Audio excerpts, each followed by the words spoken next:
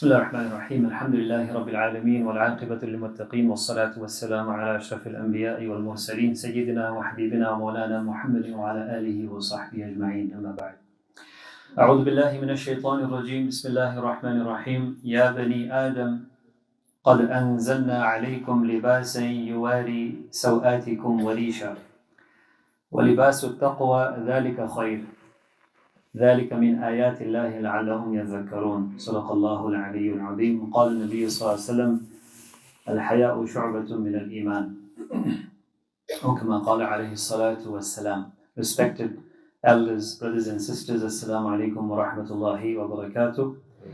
February the 1st is World Hijab Day, and many sisters requested to talk about it, and I was thinking preliminary also to share encouragement, support. It is imperative for us to encourage in our circles, our daughters, our families, our sisters, specifically those who are struggling, who go through so much of trouble in fulfilling this command of Allah subhanahu wa ta'ala.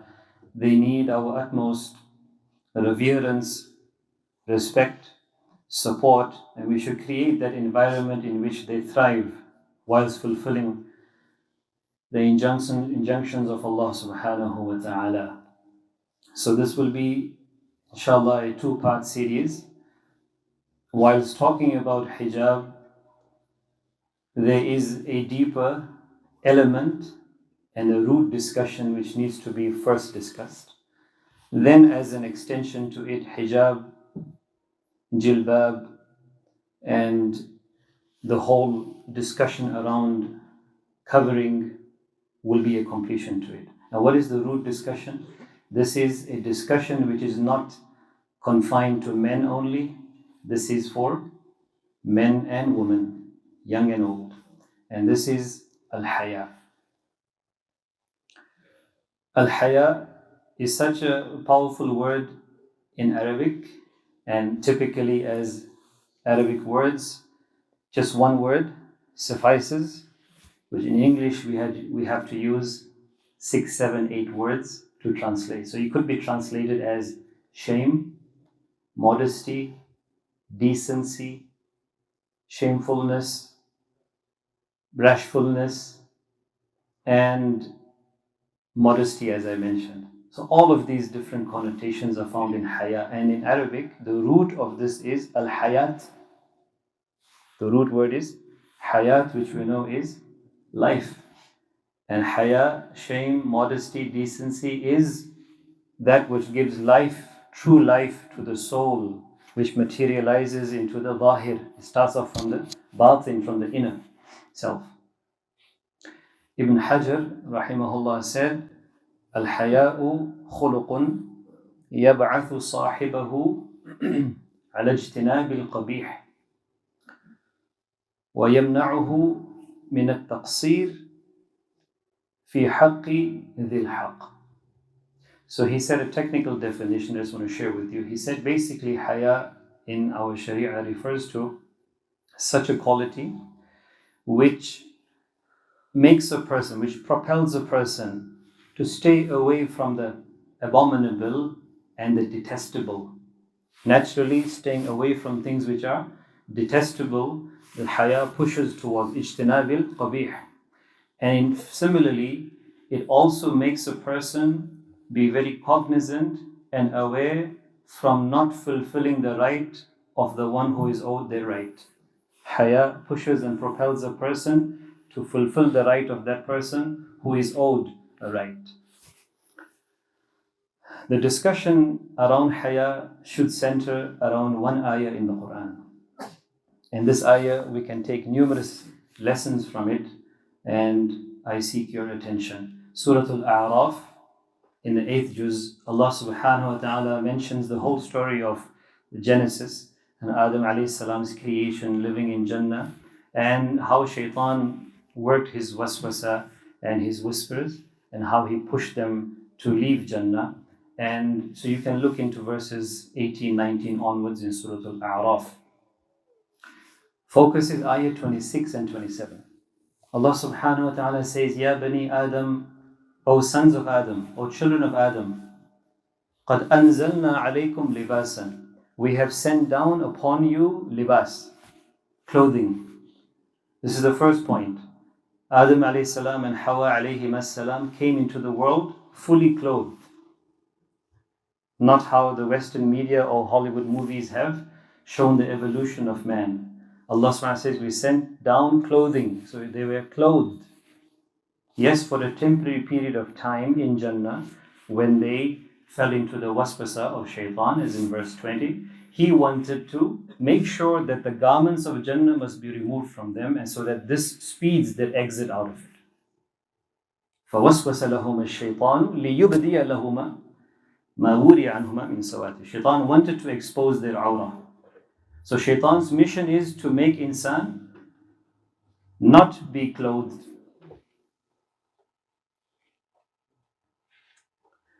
And so Allah subhanahu wa ta'ala, in the conclusion of this discussion, He says, O children of Adam, we have sent down the clothing, the garments. And what is the purpose of this? Two things. And there's a completion by a third. Yuwari sawatikum, the clothing is to cover your private parts. Warishan, and clothing is to give adornment and tazyin, beautification. So the ultimate purpose of wearing clothes is it covers a person's private parts. As an extension, there are clothing which are specific to certain occasions where people wear more fancy clothing, and this is all halal. And if the fancy clothing for beautification purposes could be the first one, which is covering one's satar and awrah, this is the perfect uniform.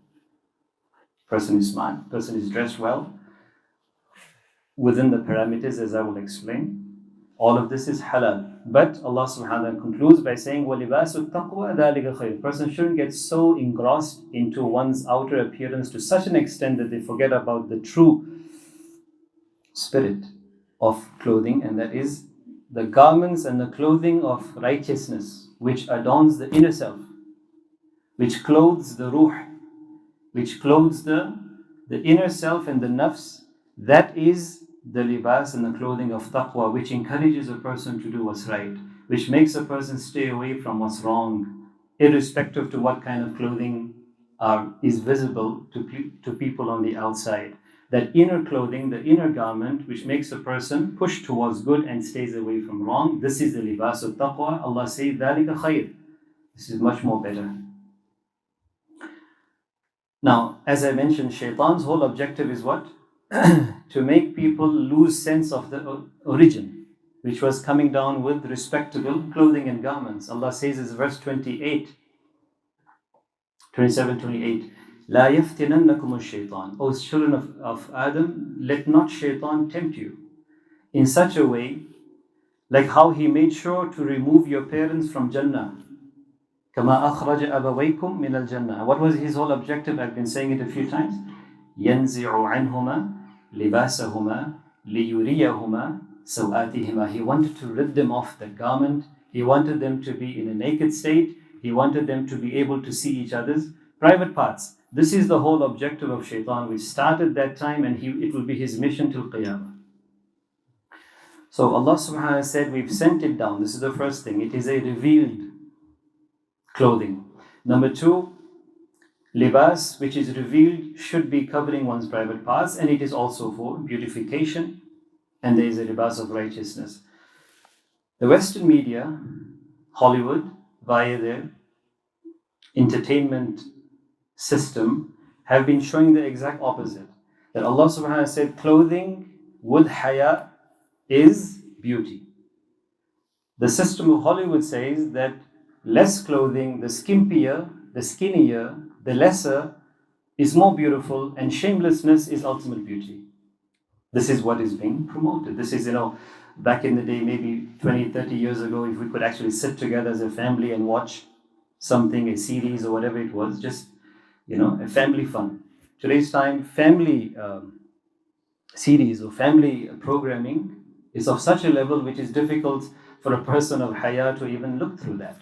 Right? So the standards have dropped to such a level because shaitan's constant push is towards making the Ibn Adam, children of Adam, skimpier and be clothless.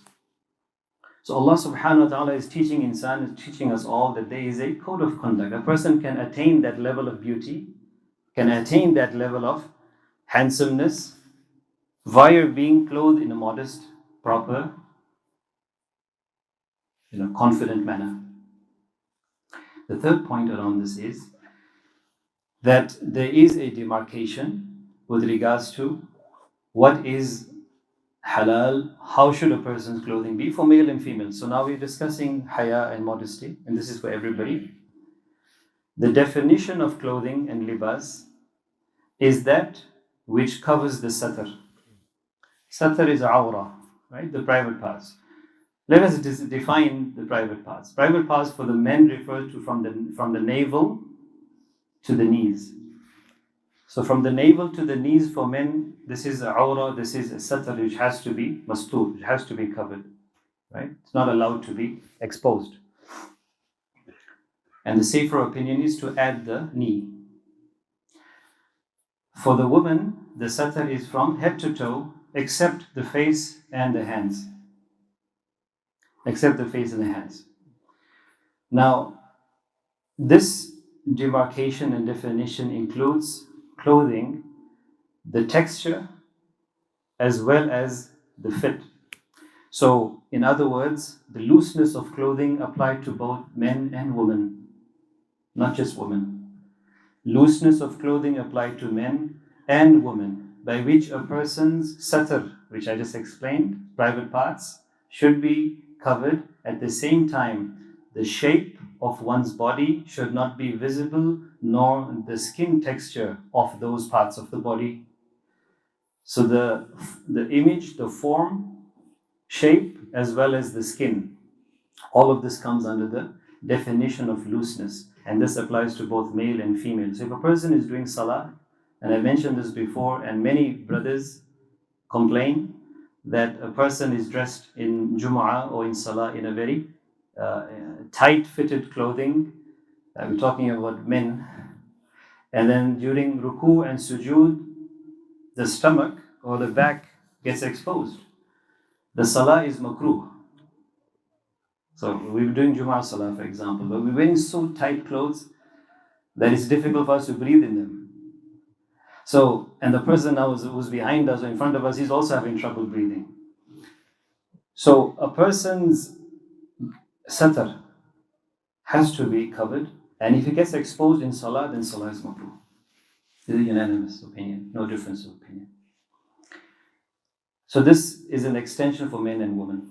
Next, the clothing should be not worn of the opposite gender. Opposite gender clothing is haram. This is a hadith of Al-Bukhari. Prophet ﷺ sent a curse on those men who imitate women in their dressing. It's haram. Allah's curse on them. And he said, Allah's curse on the women who are imitating men in their clothing. So this is another very important principle, that the clothing which is demarcated and defined as the opposite gender cannot be used by the opposite gender, irrespective to whether that is a trending norm at the time. Last but not least, the clothing should be in tahara. A person has to make sure, as we discussed on Tuesday night fiqh, clothing have to be also in a state of tahara. Otherwise, no matter how expensive the clothing is, if the clothes are not clean, ibadah is not valid in that state. Last but not least, the clothing should be such that during that time, how many you mentioned? 4. The fifth one, it should not be one of vanity. It should not be one which is worn out of to ridicule somebody or to show oneself to be superior than somebody else. Yes, it should also reflect one's socio-economic status. It doesn't mean a person can afford and is wearing rags. This is also disliked. Rasulullah said, a person who has been blessed by Allah subhanahu wa ta'ala, they should show what Allah has blessed them, of course, by giving shukr to Allah, not to show off and brag. So it should reflect the socio economic status of an individual, but it should not be clothing of vanity. So these are 5 or 6 definitions of libas which Allah subhanahu wa ta'ala sent down for men and women. In conclusion, 2 or 3 hadith and closing remarks. Rasulullah sallallahu alayhi wa sallam mentioned in a very famous hadith of Sahih Muslim that al-imanu bid'un wa sittun wa sab'un aw sab'un shu'bah. Iman and faith, the way we know it, it is much more than that. It has 60 to 70 different branches. أفضلها شهادة أن لا إله إلا الله. The highest branch is a person's constant declaration of the shahada, لا إله إلا الله, أشهد أن لا إله إلا الله. That's the highest of the branches. Then he said there are many other branches, and the lowest of the branch is a branch which is imatatul adha anit tariq. The person is mindful of keeping things clean in public, picks up dirt and throws it in the trash can. He said this is part of one's iman. Leaving it for somebody else is a sign the person's iman is weak. So he said a sign of iman, a branch of iman is to pick up the trash and throw it in the garbage. And he said from those branches there is one branch which is al-haya. It is a separate branch in itself. Haya and shamefulness is of 3 kinds. One is which reflects one's Islam, one is which reflects one's iman, and one is that which reflects ihsan. The haya and the shamefulness which reflects a person's Islam, outer aspect, is that haya and shamefulness which a person has in front of people. From people, so this haya is al-Islam. The second is the imani haya, and this is when a person has it with one's private self. That the minute a person does something wrong and guilty of it, this haya makes a person regret, make tawbah, and this haya also makes a person in the privacy stop doing it. This haya makes a person in privacy stop doing it. And the third level, which is ihsan, the level of perfection, is that haya which a person has from Allah subhanahu wa ta'ala. And this is similar to number 2 in the sense that a person is more cognizant and mindful of those things which a person is not allowed to do. So a person says Allah subhanahu wa ta'ala is Hakim, Allah is Al-Alim, Allah is Al-Khabir, Al-Sami', Al-Basir, the all-hearing, the all-seeing, the all-aware. So these are the 3 levels. How to attain more haya easily. And as I said, this is introduction, inshallah, to the hijab discussion. The first one is these kind of topics where we talk about it. It's very important for us as family members to encourage discussions amongst our children so they hear about it more frequently. Number 2, the names of Allah subhanahu which I just mentioned. There is so much barakah in Allah's attributes and names. وَلِلَّهِ الْأَسْمَاءُ الْحُسْنَى فَدْعُوهُ بِهَا, as I always quote. To Allah belongs the beautiful names and attributes. Call Him, invoke unto Him using them. Just by using Allah's attributes, which refer to His qudra, His ilm, all of this, constantly using them in our du'as, teaching them to our children, increase one's haya. Number 3, as I mentioned earlier, creating a support circle in our homes for our children, for our daughters, for our sisters, for our families, so they are more uplifted, confident, and encouraged, inshallah. And if somebody is struggling, do not belittle their struggle, rather encourage them, help them, and be that support, inshallah. Last but not least, the first words of nubuwwah. The first words of nubuwwah which people heard the Prophet ﷺ say, Abu Mas'ud says that this was said by the Prophet ﷺ, and he said this is a sunnah statement of all of the Nabis. And every Nabi came with one statement. Sahih al-Bukhari. إِنَّ مِمَّا أَدْرَكَ النَّاسِ مِنْ كَلَامِ النُّبُوَّةِ الْأُولَى إِذَا لَمْ تَسْتَحْيِ فَاصْنَعْ مَا شِئْتَ. It became like an Arabic proverb that when you do not have shame, then you can do whatever you want. Meaning that this is either a threat from Allah subhanahu wa ta'ala that now that there's no haya left, then a person can do whatever they want. There are no parameters to guide them. So now the only thing left is Allah subhanahu wa ta'ala to deal with that individual. Or this is a predicate, meaning once a person is now free from any kind of shame, then a person will be doing whatever they want. So with these few points, 2 points I wanted to conclude with. There are some instances where a person cannot be shy from. A person cannot be shameful on certain instances. The first one is seeking knowledge, and specifically from intricate matters. Like this is a difficult mas'ala in our mind, a very personal note. Then a person cannot stay on the state of ignorance in that and say, I'm shy. So most of the very intricate masail of fiqh, they came from our mother Aisha, anha. And she used to say that this might sound very personal to you, but I'm teaching you from the aspects directly so that you do things better. So asking that, even if it's on a personal level, it has to be asked. A person cannot be shy on it. If a person cannot speak directly, try to write it, try to share it, write it anonymously, and so forth. And the second one is, if a person is in a gathering or in a seating where there is behayai, there is shamefulness, at that moment, or in general, if a person is in the presence of something where the command of the Quran is being broken, and I am present over there, and my presence is needed, and we are there part of a function, then now a person says, I'm shy to say it. No. Person has to use hikmah. We're not saying make a scene, cause disruption. No. Best level is a person should have known beforehand and shouldn't go there.